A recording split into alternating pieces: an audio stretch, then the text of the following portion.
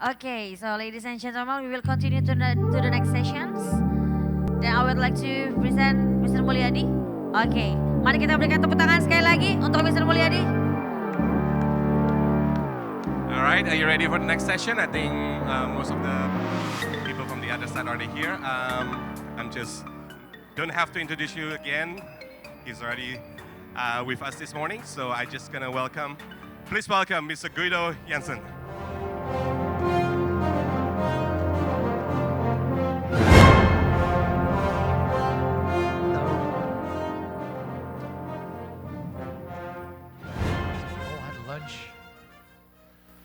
All had some food in our stomachs, all getting a bit lazy already. I see some people yawning. So we're gonna do a little exercise. I want you all to stand up. Thanks. Yeah, all stand up. Because sometimes when I do this session, it's about persuasive e-commerce. People afterwards, they sometimes come to me and they ask, well, okay, those are funny psychological tricks. Those tricks don't work on me. They work on stupid people. Those tricks don't work on me. So why not try that if it works or not? So what I want you to do, put your hands out like this. Don't hit the person in front of you. Be careful. Just stand like this. Thumbs up. Yeah, repeat after me. You can do that better. Repeat after me. Very good. You're amazing. Okay, thumbs down. Put your hand up.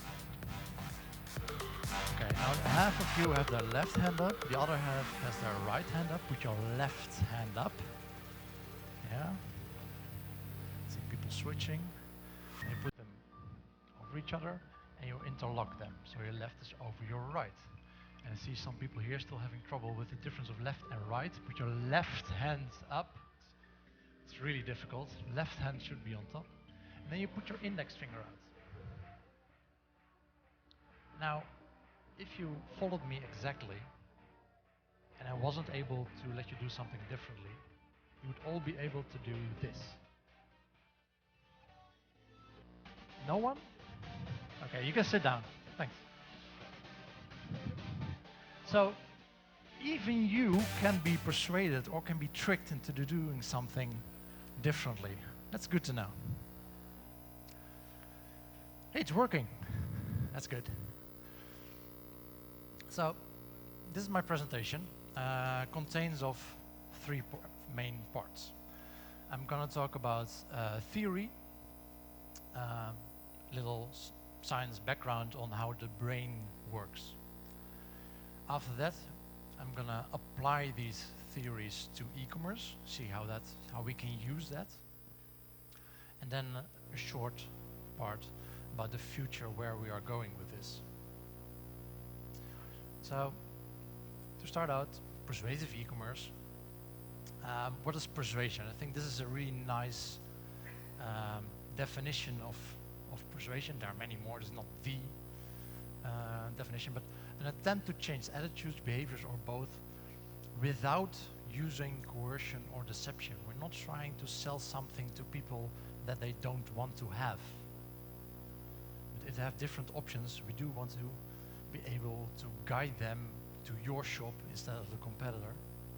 But we don't want them to buy something they don't want to have. Then they're not happy about it, and then they may return the products. We don't want that. And if we talk about psychology, we know usability. Usability is about removing friction.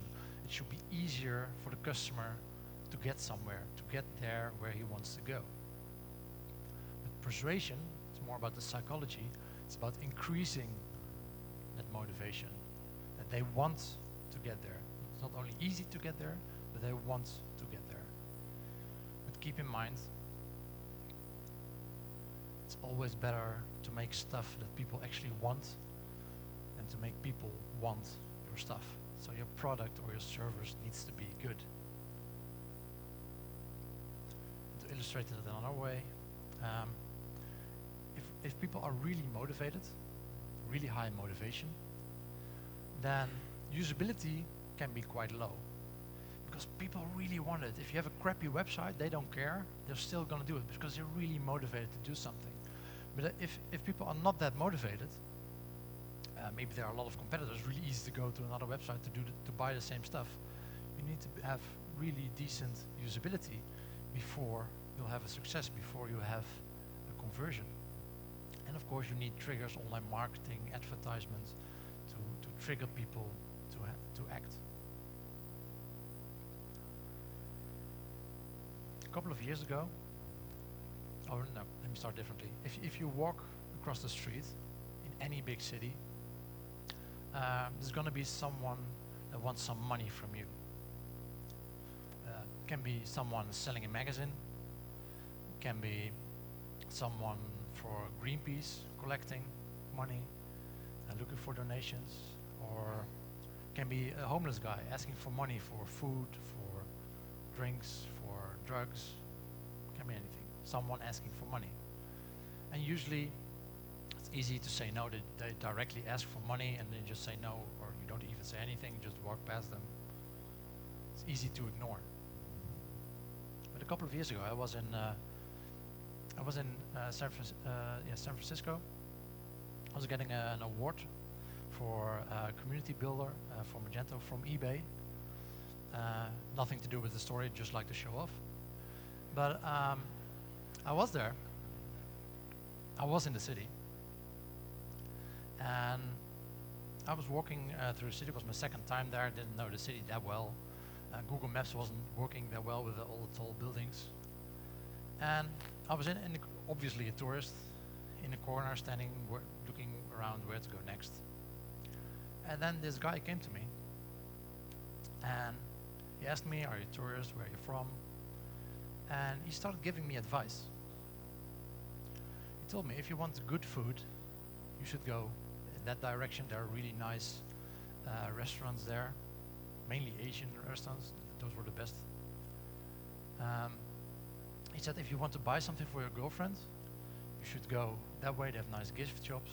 If you want to buy some clothing, you need to go that way. And oh, if you go outside tonight, don't go that direction. It's going to be it's a dangerous area. You probably get robbed, so don't go there. So we were talking like 5 minutes. I didn't ask for it. It started to feel a bit uncomfortable already. And he apparently was a homeless person. And then he asked me, I would like to go to the other side of the city. Would you want to buy me a metro ticket? And like I said, usually it's easy when someone asks for money. It's easy to say, no, bye. But what he did, he started giving first before he started asking. He started giving me advice. I think it was good advice, and I didn't ask for it. But after we were talking for a couple of minutes, I was actually glad I could do something back to him. I was glad I could pay his ticket. And that's what persuasion is about. It's about the right timing, the right moment, and the right person, and then it's really easy to do. These are a couple of the brands I worked for. Currently, like you saw this morning, I also do some stuff with Magento, the Magento Association, organizing Me Magentos. And I currently also work at Euroflorist as a conversion manager, chief psychology officer, also a nice title, but chief of many things, much better, I think. And we do a lot with data. We use a lot of Google Analytics, our other data platforms. We do usability testing, get people into our office location, let them test our website, the competitor website, and see what they're doing. And we validate those findings with A/B testing, showing different versions to different people and see how that influences their behavior on the site. And I've been giving this presentation in a lot of countries, so it would be really nice to make this purple after this presentation. So a lot of Me Magentos. So, theory. Online selling sucks. Um, if you compare it to offline, these are numbers for retail shops. Offline conversion is much higher than online. This is a conversion for someone walking into a physical store and buying something, and this is online. So there's a big difference there. These are some examples of good online shops that have a good conversion rate. So Amazon, over 6% conversion rate. Staples, they sell office supplies, over 8%. Pro Flowers is a competitor of us, almost 16% conversion. We are better. Women Within, clothing for women with large sizes, over 25% conversion. 1 out of 4 people on their website buy something. It's really high. And then we have this shop. If you know German, it's not a funky German web shop. It's an American shop, and it's a supermarket, online supermarket, and have over 40% conversion online. But still, how many people do you see going into a supermarket and walking out without a bag of groceries? Not that many. So there's a huge gap between online and offline. So why? Well, we're missing a lot online. It's, like I said, it's really hard to do. It really sucks to be online in that case. Some examples, just some. Sensory, I can't smell my products. It's really hard to do still. I can try them on. It's really hard to try. I just need to order multiple of those to try. Or my girlfriend in this case. I don't, or at least. There's no commitment. If I go to a supermarket and put all the stuff in my basket and going to the cashier, I'm not suddenly going, oh no, never mind. But that does happen online. I'm at home anyway. I'm putting stuff in my basket and then I get distracted, or I'm not interested anymore, whatever. Maybe an advertisement from a competitor shows up.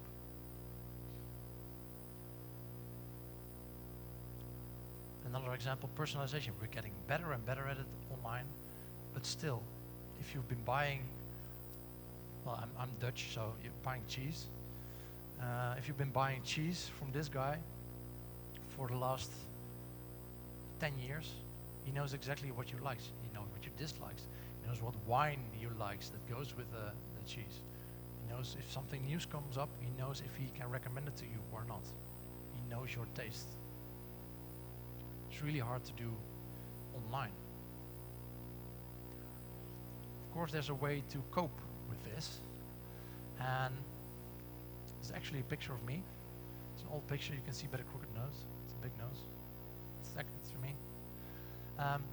But the thing is, most of our decisions, and scientists, they don't know exactly the number, it doesn't really matter, but a big part, over 90% of the decisions we make are unconscious.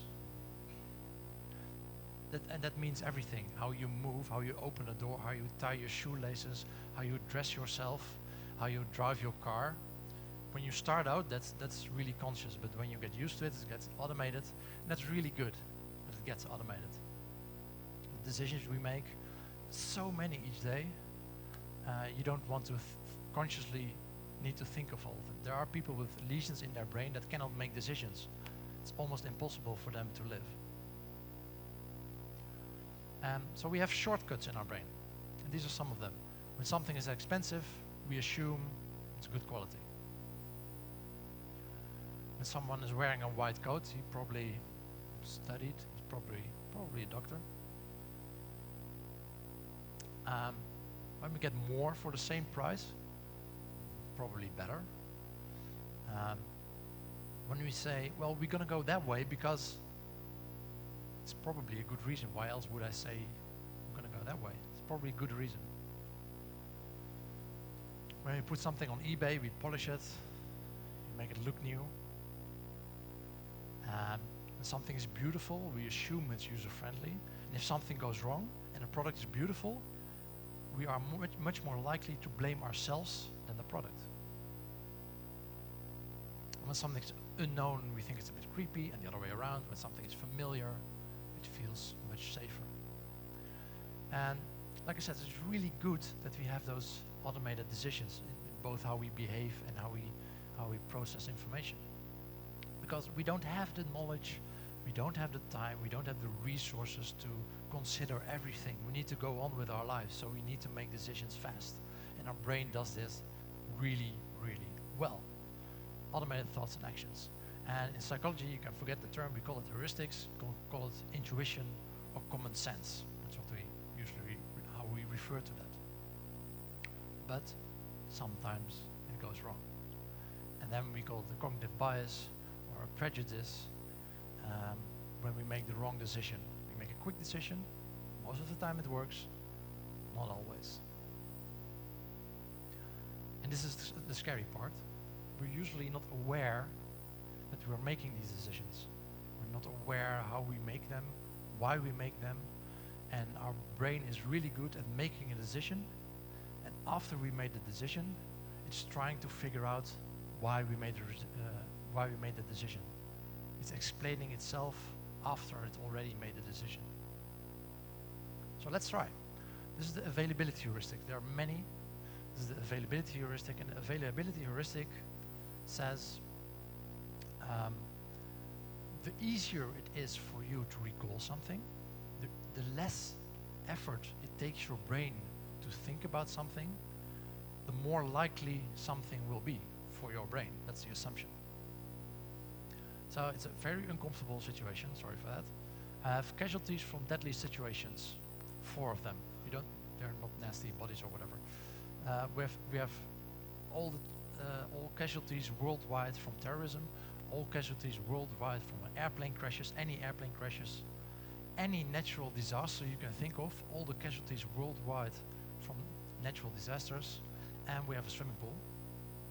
Now, if I would ask you, which picture doesn't belong here? A swimming pool. That was easy. Okay, then the harder question, why? Why doesn't the swimming pool belong here?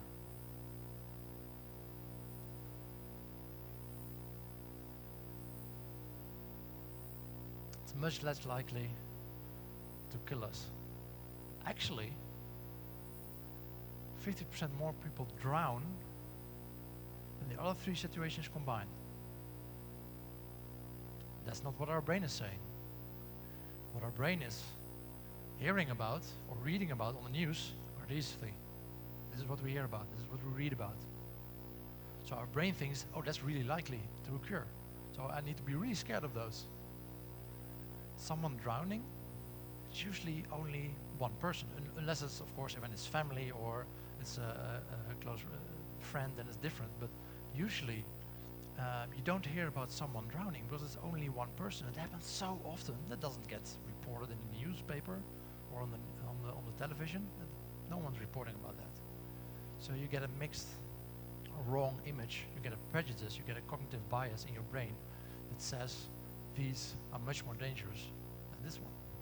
Just one example of a bias we have. Let's try another one. This is a math equation. I don't expect you to come up with the correct answer. I probably won't give you enough time for that. But just give it a try. Guess the outcome of this sum. Now, most people here answer roughly about 512. I'm guessing. So I have another one for you. Pay attention. So most people now will say 2250. But of course, if you know math, those are the same. It should have the same outcome. So what is happening here? Well, if you start low, you aim low. If you start high, you aim high. This is also relevant in the way you present your products on your category page. If you start low, if the first product is 10 euros, then I'm going to expect a cheap list. If the first product is 1,000 euros, I might be a bit surprised at first, but then I adjust from there. It's anchoring and adjustment principle. We'll get back to that later. And maybe the scariest part is that actually we really suck at math.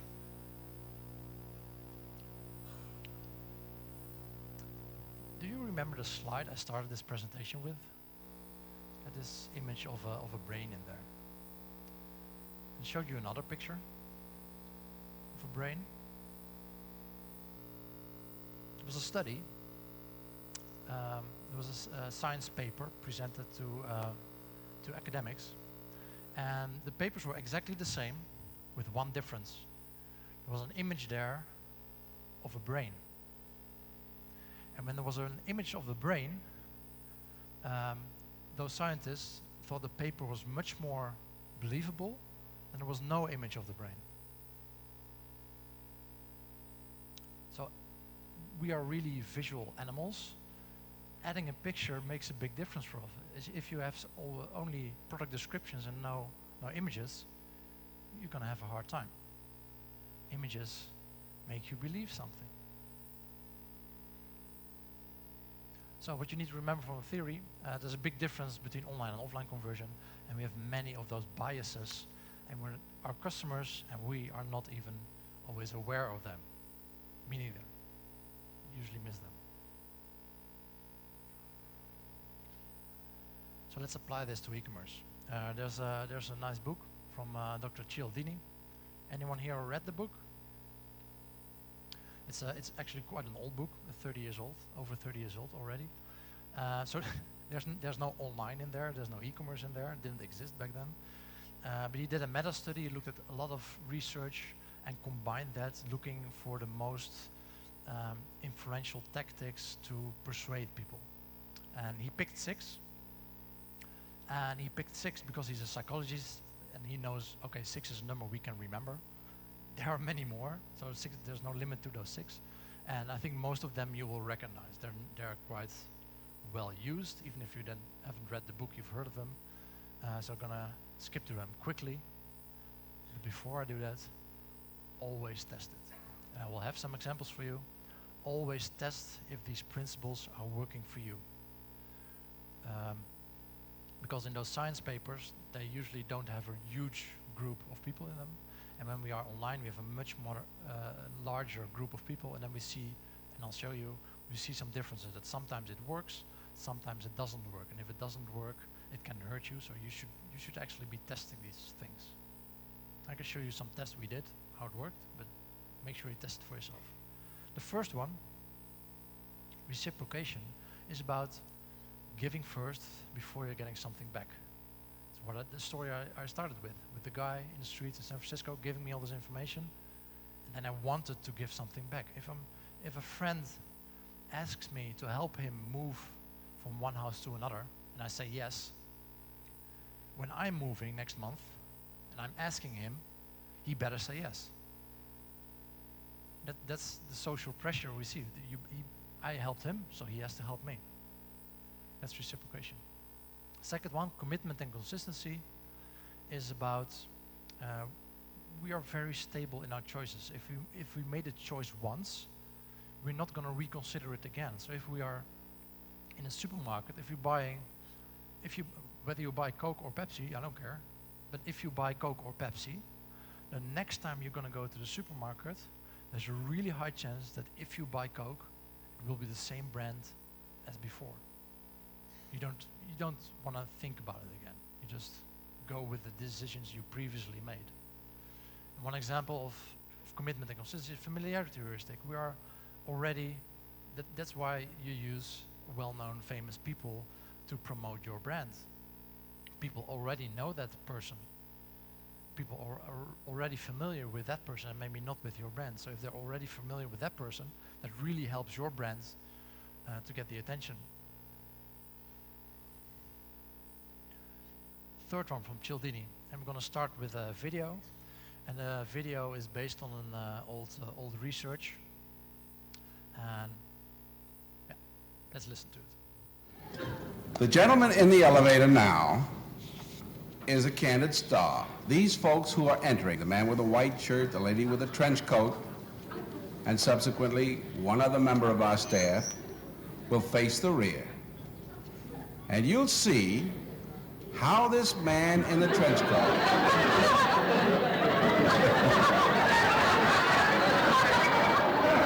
tries to maintain his individuality, but little by little,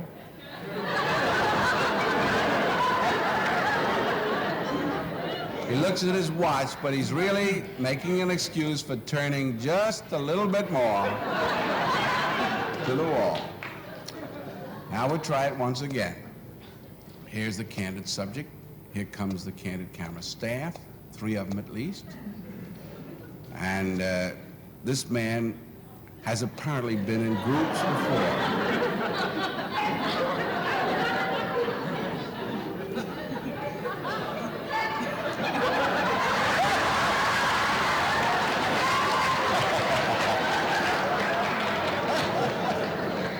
Now, here's a fella with his hat on in the elevator.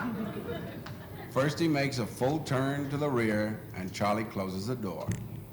A moment later, we'll open the door, everybody's changed positions.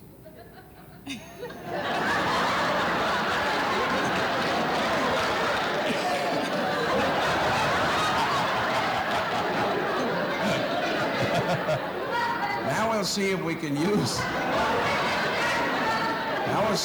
use group pressure for some good. Now, in a moment, on Charlie's signal, everybody turns forward. Notice they take off their hats. And now, do you think we could reverse the procedure? Watch.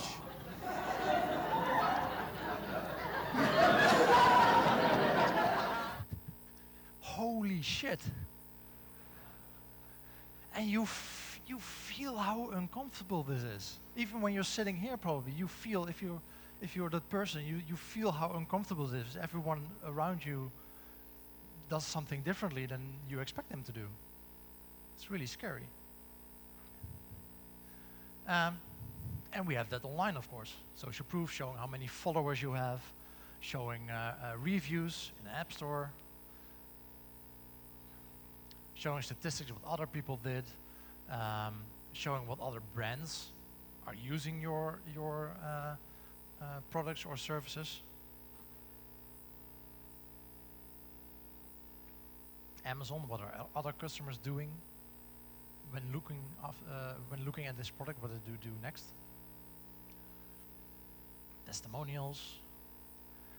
But like I said, social proof, it's really nice, validated research about social proof that it works. Like I said, always test it for yourself. We tested this at a bank, and this bank, a bank has several products. You have a product, you can open a savings account, which is positive. You can tell your friends about that. You can get a mortgage, which is also positive. It's the biggest loan you can get, but socially acceptable. But you can also ask for a loan for, like, maybe your car is broken or your refrigerator is broken and you need money from the bank to fix it. That's not really socially nice. I'm not going to tell my friends or my mother about that one. So what we did at bank, we added this sentence to the product pages, and it contained the real data. In the past month, this number of customers bought this product or requested information about this product. And what we saw is that for socially acceptable products, so the mortgage and opening a savings account, that's positive. So adding social proof increased conversion. But for socially undesirable products, conversion went down. So even with a well-established social proof method, it doesn't always work. That's why you need to be testing. So social proof is especially effective when you have when you can relate with the person showing the social, or the group showing the social proof. And when you're inexperienced, if you are the expert in a product, you are the expert in TVs, you're really not going to listen to what your friends or family are saying about which TV you should buy. You're the expert. But if you're inexperienced, social proof works really well. So the fourth one from Cialdini's authority is actually a special form of social proof. It's about specifically about the organization or the person showing the social proof, the authority showing that.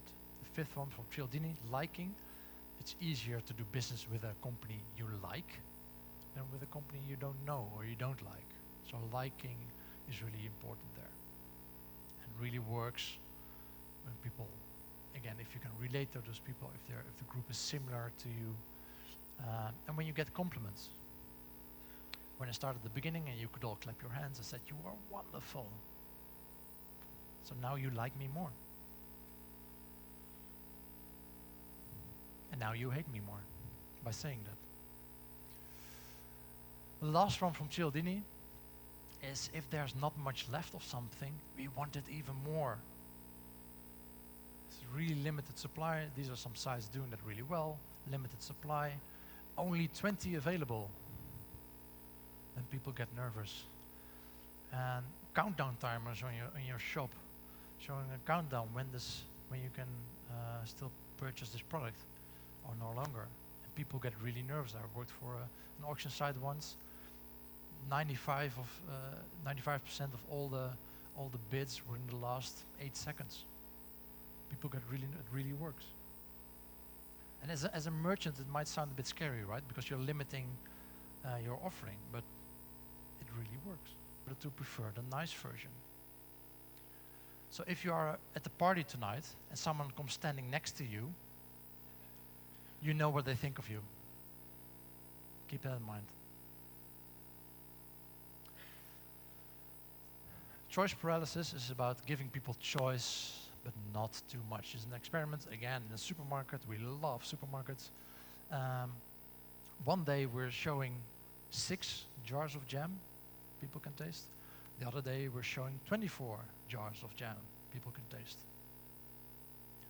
And what we measured is how many people are tasting that walk by, how many people are tasting the jam, how many people are actually buying the jam. If you want people to taste the jam, go with as many options as possible. Everyone see, it's really attractive when you see so many options. I want to taste that for free anyway, so I'll taste it. But for buying, all those options make me doubt my choice. I don't want to make the wrong decision.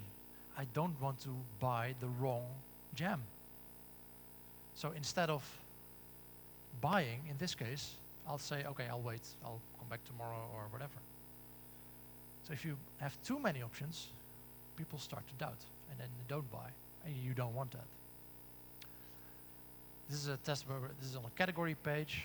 We added one option, directly go to the cheapest option, had an increase of almost 5%. So we added the choice, but only 2.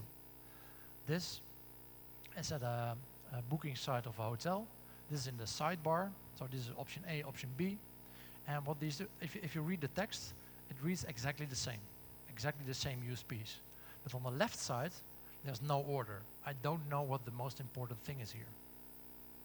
Here, same text, but we ordered them. The most important one, lowest price guarantee. I don't have to remember anything else. This is the most important thing. You also get A, B, C. Besides this, we also have, but I know what's the most important one.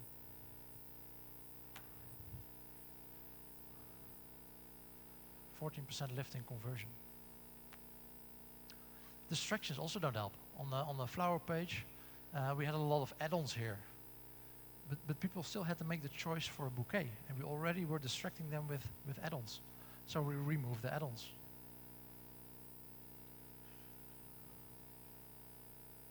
Product description. If you have products, people know what flowers are. We have product descriptions. It's telling a nice story, but really. So we tried the product description and tried to remove that one. It's exactly the same information, only removed product description. 10%. And I'm not saying you should remove all your product descriptions. No, that's not what I'm saying. I'm saying you should test it. Maybe for your product it's really important. But for flowers, apparently not. Like I said, we're going to go that way because this was a test. people were standing in line, and the student doing the test, he walked up to the first person in line. He had 5 copies or 5 pieces of paper in his hand, and he asked that person, basically, can I skip the line? But he had 3 ways of asking it. The first one, may I use the copier? And still in a surprisingly high amount, I think in 60% of the cases, when asking that question, he was allowed to skip the line. Second question, or second variant, he didn't ask the same question again. Second variant, new student went up to the new person in front of the line. May I use the copier? Because I'm in a rush. And being in a rush is a valid reason. That helps to skip the line if I'm in a rush. 94% of the cases, the student was allowed to skip the line. Third variant. May I use the copier because I have to make some copies? Yes, that's what the thing is for. That's what it does. It's not adding any information. That's not a good reason. But it works. It works better if you have a good reason, but still it works.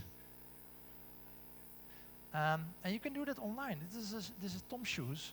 And you're buying shoes here, but you're not just buying shoes here. If you buy shoes here, and also sunglasses they have now, if you buy those products here, they also give a pair to a child in need in a third world country. So when I get home and I have to explain to my girlfriend, why did you buy those shoes? And I say, oh, but those poor children. I had to. But that's giving people a good reason to buy from you instead of the competitor. Give them a reason. Yeah, last one. Don't make users think. Don't hide stuff from them. We had our you can't see it, but the delivery fee was in here. It was kind of hidden in that field. It was not really nice. When we did usability testing, people were confused about it. It annoyed them. So we made it really obvious and put it here, right between when you choose, do you want a large bouquet or a medium bouquet?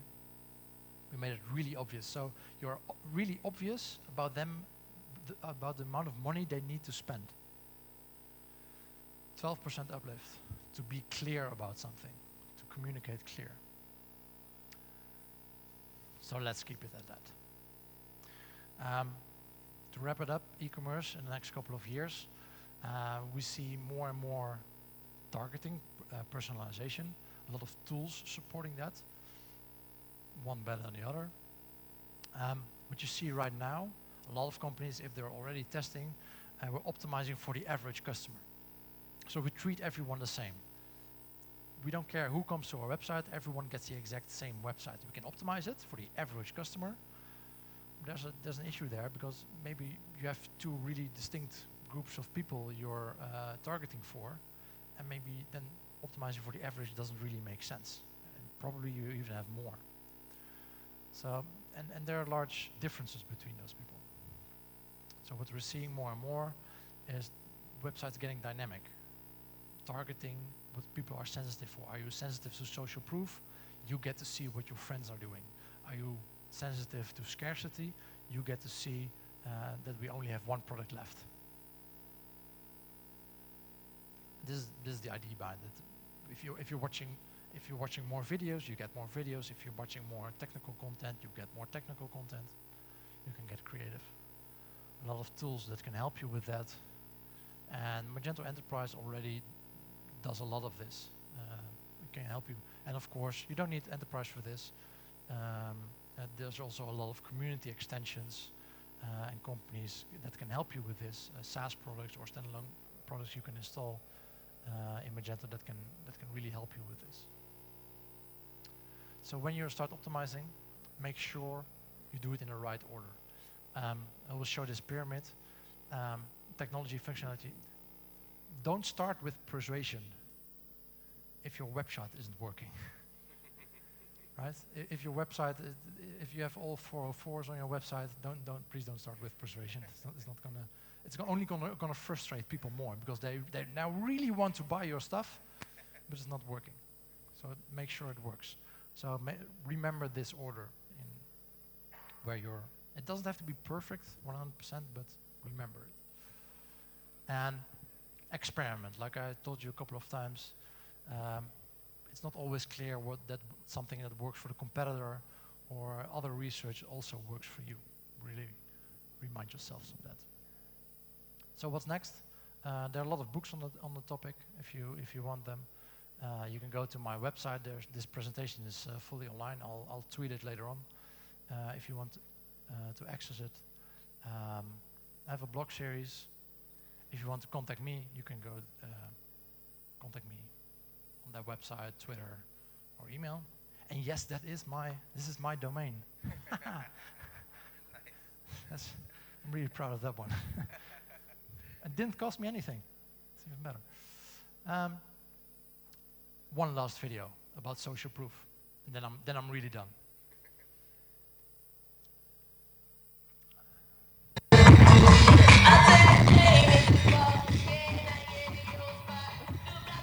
This is the lonely nut. And the lonely nut, we have one sitting over here.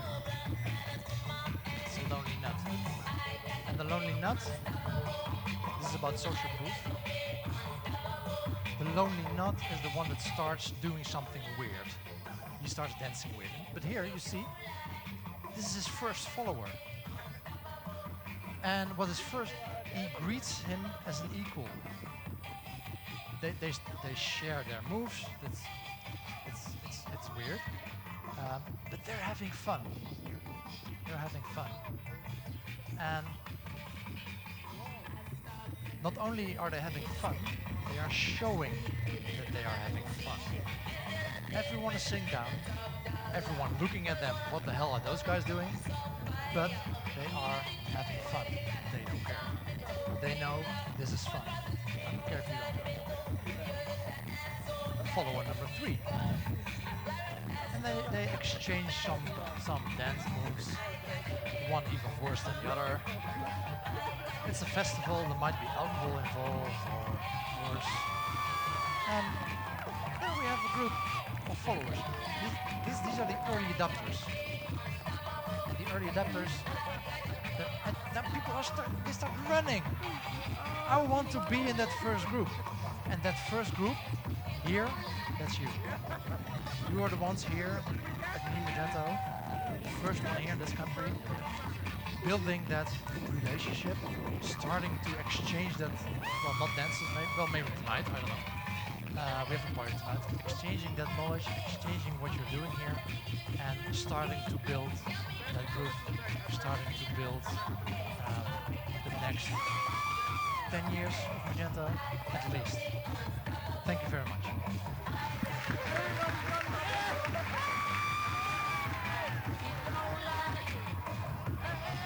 Thank you, Guido. I think let's just take some question from the audience before we're going to do a coffee break. Maybe we fit in like 1 or 2 questions. Anybody from the audience want to have questions?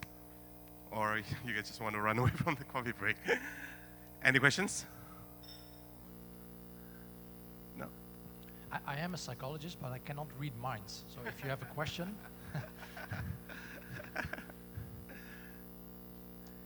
Well, I guess not. Good. Then I'll see you at the drinks. All right. Okay. Thank you, Guido. Yeah. Thank you. All right. So we're gonna learn even more from merchants in Indonesia. I mean, on the next 2 sessions, we have back-to-back my friends and my clients here. First of all, I'm gonna introduce you untuk Bapak Sutan dari Body Shop Indonesia. Let's welcome Pak Sutan. Thank you. Thank you. Thank you. Thank you, Pak. Tes. Tes. Tes.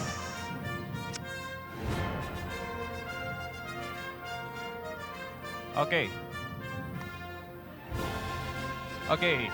Good afternoon, everyone. Okay, I will present to you about a single of customer. Uh, Thank you for this opportunity to share with you about this topic because right now our focusing on our customer. So I'm Sutan Pati from Body Shop Indonesia. I will speak Bahasa and of course I will speak English, Javanese English actually. And I'm from the Body Shop. Anybody in this room using our product, Body Shop products? Oh, great. 1, 2, 3, 4, 5, 6. Okay, great. I think this is a good. I'm in the right place and in the right time also to promote our brand also. Okay. Introducing about the Body Shop Indonesia. We almost 25 years in Indonesia since 1992, and we are franchisee from UK. And we already have more than 140 stores, not as big as Alfamart. And we are already there all around of Indonesia. And we go online since 2012 actually. This is our story begin because right now we have a lot of number of customer, offline and online. Of course, our loyal customers came from the offline. So, what happened in the past few years? Body Shop focus on the product. So we focus on product centric. So we want to have a massive market penetration for all of our product. And of course, because drive by product, so we want to educate our customer how to use, how they use the product, how they know about our product. Because Body Shop product is mostly a natural product ingredients, and we have values also that to be delivered to our customer. And of course, we want to have a convenient shopping experience in offline store because we have a lot of store and we have new ambience and so on. And of course, we want to have excellent customer service to all our staff, store staff. But now, the technology give customer new level of the power and control. That's why we have we create one decision to have more investment in couples on couples years, and because what? Because technology become our main strategy to have a customer centric, which is we want to reachable to all our loyal customer, and we want to have a customer shopping experience which is omni-channel, and we want to have a personalized experience there when they bought our product. So from here we change our approach. First is utilize technology because 10 years ago, starting 10 years ago, we invest a lot of technology investment, especially technology in terms of digitals and infrastructure. And because in the beginning we have a lot of store, so we want to have a system integration in all channel also, and of course in our system. CRM system. And the other thing is we want the acquisition of new customers, and also we want to have right now we want to implement marketing with this single view of the customer. So our definition of the single view of the customer is a holistic view for our customer and prospect database collection, and across touch point, and centralizing, and then scattered engagement data into holistic profile. Because right now we have a different type of customer data, customer profile, but the challenges is to match all of resource of data with one data warehouse and data profile. So that's a challenge. We did is about 5 years to match and collect all data. And after that, we collect the data, collecting across channel data from everywhere, and then connect the data, because to connect the data is important, because we cannot doing program or marketing things if we not connect the right data with the existing data. It's what I mean is we want to have one single data, but we also can know the journey of the customer itself. So after we collect and connect, we distribute the data to all channel tools, including the platform, analytic platform, to analyze better than the before, and doing some marketing program and evaluation. And also we working together with third party also to have more customers and engage our customers. So right now we are still doing a collect and connect, because our member database increasing day by day. So we try to keep that way, so we can use better than before. So when you can match the customer data across device and channel, so you can do measurement, you can do messaging to all digital channel, mobile apps, email marketing, and also the SMS, text messaging, targeting and optimization. But before that, you must have segmented your customer, because if not, maybe you will lose a lot of money, because you will promote all your customers. So you must segment it and then target it your customer with the right program to drive cross-channel marketing. And what we got after we evaluate our data, so we have advantage from using a single view of our customer. One is understand the customer journey. Surprisingly, when we already collect the data and connecting the data, we know when the first time customer bought a body shop product, where, what they bought, and after that, how they can link with the other product affinity, and when the customer switch from offline shopping to online shopping, so we can use the right tools to promote our product to that customer, specific customers. So we know the journey and why they lapse and why they change the product and so on. So we can understand more about the customer journey, because right now we know what is the customer bought in offline and online, because it's different the behavior also. So we use this one single view of the customer to know more about the customer journey. And then the other things is target your customer more effectively. Like I mentioned before that if we know the customer better, so we know when we push the program, when and where. So it will be more effective.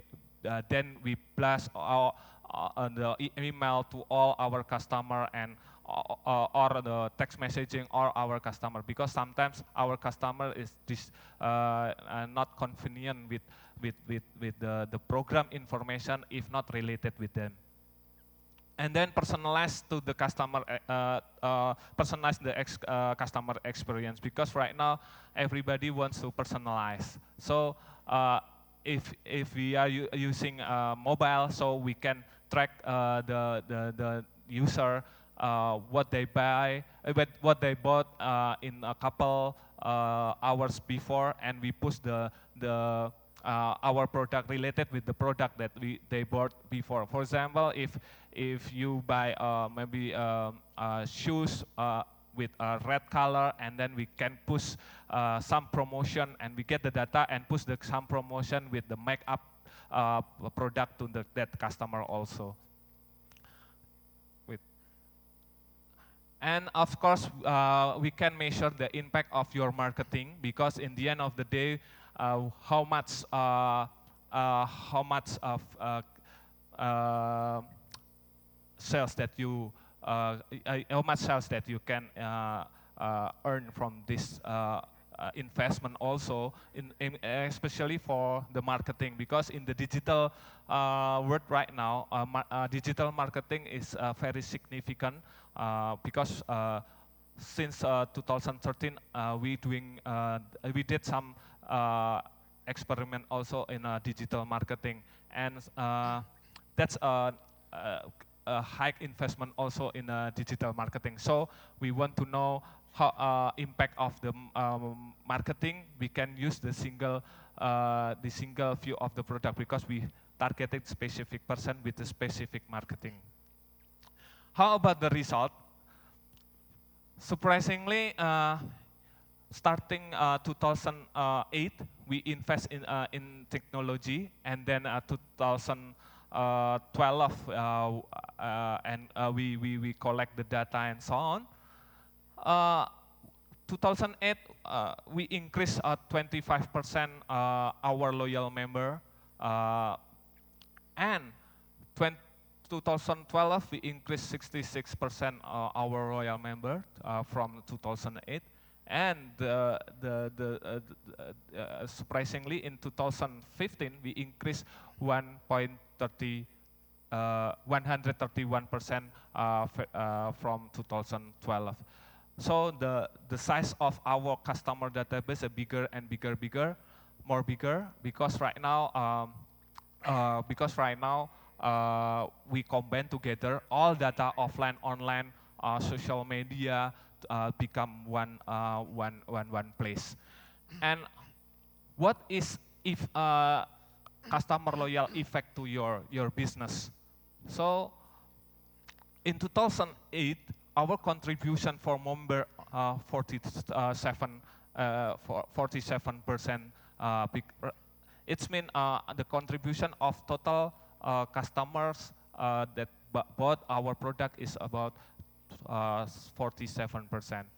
And 2012, we can increase until 91%, and 25%, more than 70% contribute for our member. That's a huge number. Somebody asking me, Pak Sutan, you already achieved 70%. Are you be able to achieve 100%? No, we cannot, because because right now our database are growing and growing, and of course we have a new member also.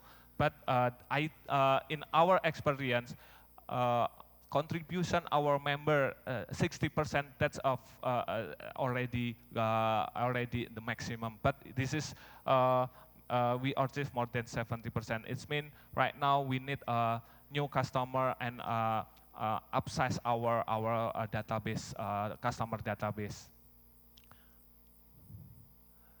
Okay. And if we talk about our customer, single customer view, it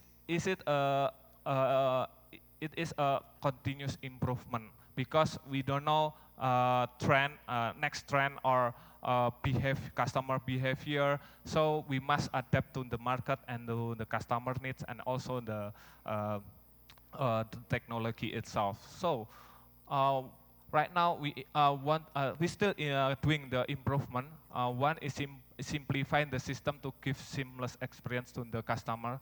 That's why in this year, Body Shop working together with iCube to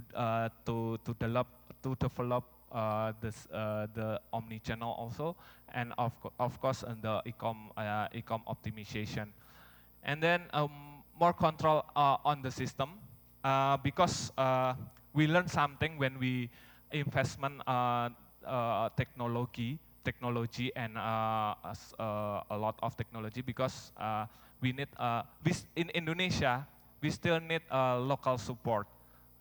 That's why we're working with iCube also to have a more control in our system. And then omni-channel, this is become our next target, omni-channel, because right now we're not fully integrated or fully omni-channel. We still build piece by piece also. So we want to have this one maybe in the next year, working with iCube also. And then advanced customer analytics. Like I mentioned before that we did ourselves for analytics because we have a data warehouse, we have a lot of data members, so we want to know better our customers. So we're doing our analytics. That's why right now we want to step ahead. So we want to have advanced customer analytics to get the better result. In the end of the day, what is the single customer view help you to this business? Single customer view is power tool to executing successful cross-channel marketing strategy. So if you plan, if you have planned to have an online channel or offline channel, so I think you must thinking first about how you manage the customer data, because if you not thinking about the customer database in the beginning, so it's hard to do to collect again and connect again in the future. That's my conclusion. And with the single of customer view, you can give you a true view of customers and offer them product and service they are more likely to want, and enabling you to serve them better. In the end, we want to serve our customer better than before. I think that's my presentation and sharing. Thank you very much. Thank you, Sutan. That's insightful. Thank you, Pak. All right, I'll open up the questions to Pak Sutan right now. If you have questions, you can raise your hand so we can hand you the microphone. Anybody have questions?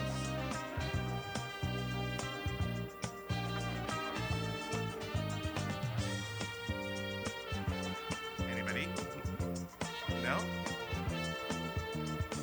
Are you still thinking for the questions? All right, if nobody asks, I mean, Pak Sutan will be around. You can obviously ask him more, but thank you again, Pak Sutan. Thank you, Pak. Thank you.